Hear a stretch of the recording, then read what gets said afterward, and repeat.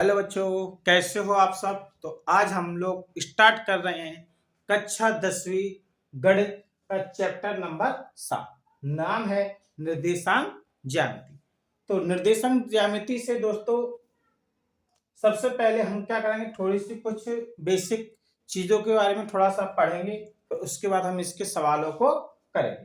तो दोस्तों बेसिक चीजों के बारे में सबसे पहले हम पढ़ें कि किसी बिंदु की बाई अक्ष से दूरी उस बिंदु का क्या कहलाती है, एक्स निर्देशांक या भुज कहलाती है। ठीक है, कैसे?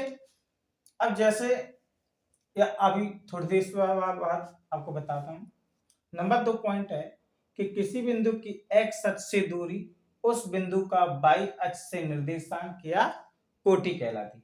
तीसरी चीज बेटा हमें याद रखना है कि जो मूल बिंदु के जो निर्देशांक होते हैं, तो वो मूल बिंदु के निर्देशांक क्या होते हैं, 0,0 होते हैं। आगे दो बिंदुओं के जो बीच की दूरी होती है, तो दो बिंदुओं के बीच की दूरी का फॉर्मूला क्या होता है, x2 माइनस x1 का whole square plus y2 minus y1 का होल स्क्वायर। और मूल बिंदु से जो दूरी होती है वो क्या होती है, रूट में x square plus y square होती है। दोस्तों स्टार्ट करते हैं प्रश्नावली 7.1, जहां पे हमें क्या करना है, पहले के जो 3 सवाल हैं वो हमें करने हैं। तो इस सवालों को स्टार्ट करने से पहले मैं आपको बता दूं, हम यहाँ पर वही अपना PYQ लेकर चल रहे हैं, जहां पर हम 2019 से लेके 2025 तक आए सभी प्रश्नों को हल कर रहे हैं। तो पहला प्रश्न है हमारे पास 2,3 और यहाँ से स्टार्ट करते हैं 2,3 और 4,1। तो जहां पे जो बिंदु है वो मैं आपको बता दूं, जो पहले वाली जो बिंदु है, पहले कोष्टक के जो बिंदु है उनको हम लोग x1 और y1 का मान मानेंगे। ठीक है, तो x1 बराबर हमारे पास कितना रहेगा 2, और y1 बराबर हमारे पास कितना रहेगा 3, और x2 बराबर हम कितना मानेंगे 4, और y2 बराबर कितना मानेंगे 1। ठीक है, उसके बाद जैसे फॉर्मूला लगाएंगे तो फॉर्मूला हमारे पास क्या था, दो बिंदुओं के बीच की दूरी का फॉर्मूला x2 माइनस x1 का वर्ग प्लस y2 माइनस y1 का वर्ग। हम लोग क्या करेंगे, ये वाला फॉर्मूला लगाएंगे। तब दूरी सूत्र का हम लोग उपयोग करेंगे। दूरी सूत्र का, तो दूरी सूत्र का हमारे पास फॉर्मूला क्या होता है, x2 माइनस x1 का वर्ग प्लस y2 माइनस y1 का वर्ग। अब देखो x2 का मान हमारे पास कितना दिया है 4, x2 का मान कितना दिया है 4। आ गया x1 का मान कितना है 2 प्लस y2 का मान हमारे पास कितना है 1 माइनस, और y1 का मान कितना है 3 का। अब आप कोष्टक को अंदर सॉल्व करोगे, 4 में से आप 2 घटाओगे तो 2 का स्क्वायर आ जाएगा, प्लस 1 में से माइनस के 3 घटाओगे तो माइनस 2 का स्क्वायर। तो इसको आप क्या रखोगे, 2 का स्क्वायर 4, और ये भी माइनस 2 का स्क्वायर 4। तो जब आप इन दोनों को जोड़ोगे 4 और 4 कितना हो जाएगा 8, और जब आप 8 का फैक्टर करोगे तो आपको मिलेंगे 2 गुणा 2 गुणा 2, जहां पे इस 2 का जोड़ा लेके हम लोग बाहर निकालेंगे और रूट में हमें मिल जाएगा 1 2, और ये हमारे पास क्या हो जाएगा, इसका आंसर हो जाएगा। तो उम्मीद करता हूं दोस्तों सवाल आपको समझ में आया होगा। इसके जैसा आपको जो सेकंड नंबर का जो सवाल है वो आपको घर से करना है। ठीक है, चलते हैं, सवालों को नोट कीजिए, उसके बाद हम लोग सवाल नंबर 3 पे चलते हैं। तो चलिए दोस्तों अगला प्रश्न लेके आते हैं। तो अगला प्रश्न दिया है a, b और माइनस का a और कॉमा माइनस का b। तो पहले कोष्टक की जो संख्या है उसको अपन लोग x1 और y1 के बराबर मानेंगे, यानी x1 बराबर a रहेगा और y1 बराबर b, और इसी प्रकार x2 बराबर माइनस का a और y2 बराबर कितना माइनस का b। ठीक है, फिर से हम लोग दूरी सूत्र का फॉर्मूला इस्तेमाल करेंगे। तो लिखेंगे x2 माइनस x1 का whole square plus y2 minus y1 का होल स्क्वायर।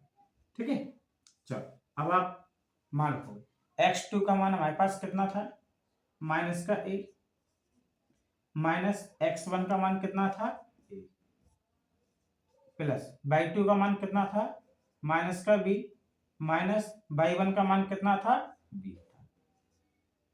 चलो अब हम लोग यहाँ पे क्या करेंगे, माइनस माइनस को जोड़ेंगे, चिन्ह माइनस का आएगा, यानी माइनस का a और माइनस का a जोड़ के कितना आ जाएगा, माइनस का 2a का होल स्क्वायर, और माइनस का b जोड़ के ये भी हो जाएगा माइनस का 2b का होल स्क्वायर।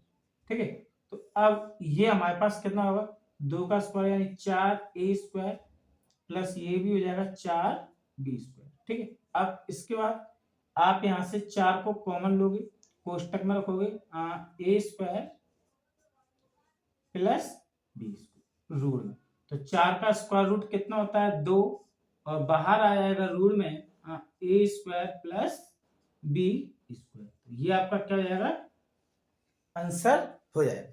ठीक है, उम्मीद करता हूं दोस्तों सवाल समझ में आया होगा, ज्यादा कठिन सवाल नहीं है, बिल्कुल सरल सवाल है आपके। ठीक है, नोट कीजिए, उसके बाद हम लोग अगला सवाल करें। अगला प्रश्न हमारा दिया है कि बिंदु 0,0 और 36,15 के बीच की दूरी ज्ञात करनी। तो हम लोग लिखेंगे दिया है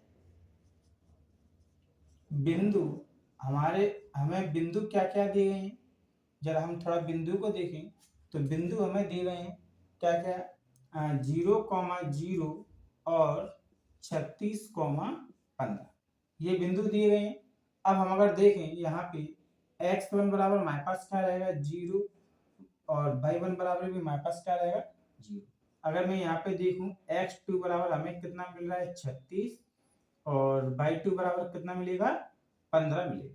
तब अब आप यहाँ पे फिर से फॉर्मूला लगाओगे, सेम एक ही फॉर्मूला हमारा यूज होना है, कोई बार बार यूज नहीं होना, यानी x2 माइनस x1 का whole square plus y2 minus y1 का होल स्क्वायर, यही वाला अपना फॉर्मूला यूज होगा। ठीक है, चलो x2 का मान हमारे पास कितना है 36, और x1 का मान कितना है 0, यानी 36 माइनस 0 का वर्ग, प्लस y2 का मान हमारे पास कितना है 15, और y1 का मान कितना है 0, इसका वर्ग।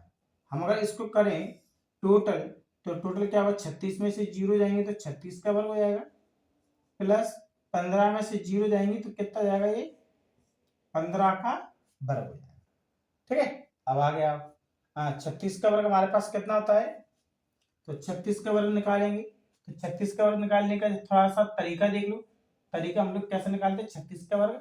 तो देखो हम लोग क्या करेंगे, सबसे पहले 3 का स्क्वायर रखेंगे, कितना होता है 9 होता है, तो 9 अकेला नहीं रखना है, उसके साथ में क्या लगाना है 0 को लगाना है। अच्छा 6 का वर्ग कितना होता है 36 होता है, आप 36 को लिखो।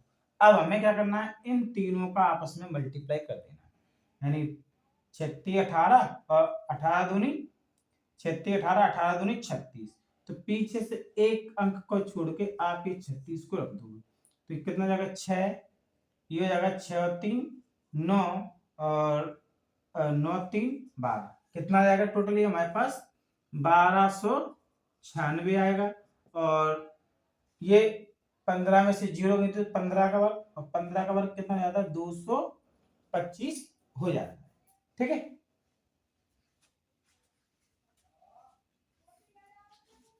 अब इसके बाद क्या करेंगे, हम इन दोनों को जोड़ देंगे, तो दोनों को जोड़ने के बाद हमें मिलेगा कितना 6 5 11 की 1, ठीक है, हासिल की 1 बचेगी, 9 2 11 और 1 12, हासिल का आपका 1 होगा, 2 2 4 और 1 5 1, यानी 1521 हो जाएगा। और 1521 का जो फैक्टर होता है उसको आप क्या रखोगे 39 गुणा 39 रखोगे। ठीक है, तो 39 गुणा 39 जैसे हमने ये रखा, तो यहाँ से हम जो बाहर निकालेंगे जोड़ा क्या निकालेंगे 39 निकालेंगे, यानी कि हम लोग कहेंगे कि 0,0 और 36,15 के बीच की जो दूरी है कितनी हो जाएगी 39 मात्रक हो जाएगी। ठीक है, तो ये आपका क्या हो जाएगा बेटा आंसर हो जाएगा।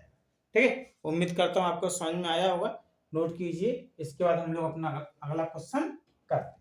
अगला प्रश्न है कि निर्धारित कीजिए कि क्या बिंदु 1,5 2,3 और -2,11 संरेखी है। तो इन प्रश्नों को कैसे सॉल्व करेंगे, लिखेंगे माना कि ए, देखो ए बराबर हम लोग क्या मानेंगे 1,5, बी बराबर मानेंगे 2,3 और एक का मान यहाँ बी बराबर मानेंगे 2,3 और सी बराबर हम लोग मानेंगे कितना -2, ये वाले बिंदु मान सकते हैं। ठीक है, संरेखी है या नहीं। तो सबसे पहले हम लोग लेंगे बिंदु ए और बी। तो ए और बी के बीच की सबसे पहले एक काम करते हैं, इनके बिंदुओं को निर्देशांक देख लेते हैं। जहां पे देखें x1 बराबर हमारे पास 1 रहेगा और y1 बराबर हमारे पास कितना रहेगा 5 रहेगा। x2 बराबर 2 रहेगा और y2 बराबर 3 रहेगा। x3 बराबर -2 और y3 बराबर कितना हो जाएगा हमारे पास 11 हो जाएगा। तो सबसे पहले हम क्या करेंगे, ए और बी के बीच की दूरी ज्ञात करें। ठीक है, ए और बी के बीच की दूरी ज्ञात करें, क्या होता है तो फॉर्मूला क्या होगा यहाँ पे, मतलब ए और बी का मतलब क्या, हमें बी वाले बिंदु में से ए के बिंदुओं को घटाना है। तो हो जाएगा फॉर्मूला x2 - x1 का होल स्क्वायर प्लस, और ये हो जाएगा अपने पास फॉर्मूला y2 - y1 का होल स्क्वायर। चलो स्टार्ट करें। x2 का मान आपके पास कितना है 2, x1 का मान कितना है 1 का होल स्क्वायर, y2 का मान आपके पास कितना है 3, y1 का मान कितना है 5 का होल स्क्वायर।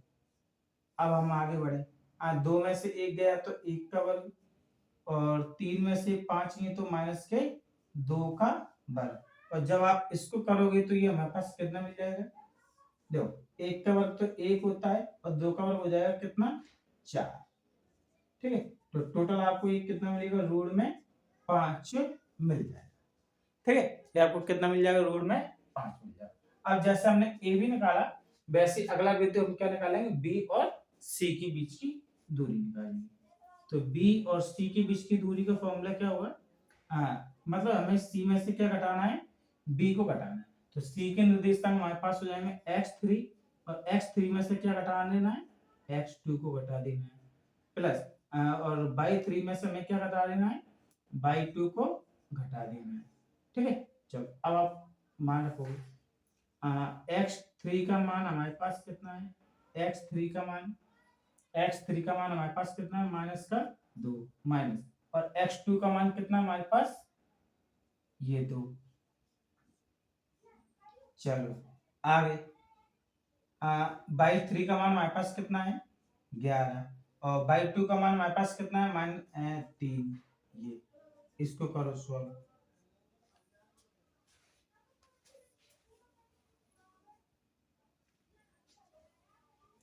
ठीक है, तो जब हम यहाँ पर सॉल्व करेंगे तो हम देखेंगे यहाँ पे -2 और -2 रूट के अंदर जोड़ के कितने जाएंगे -4 और ये हो जाएगा 11 में से 3 घटाएंगे तो 8 का स्क्वायर।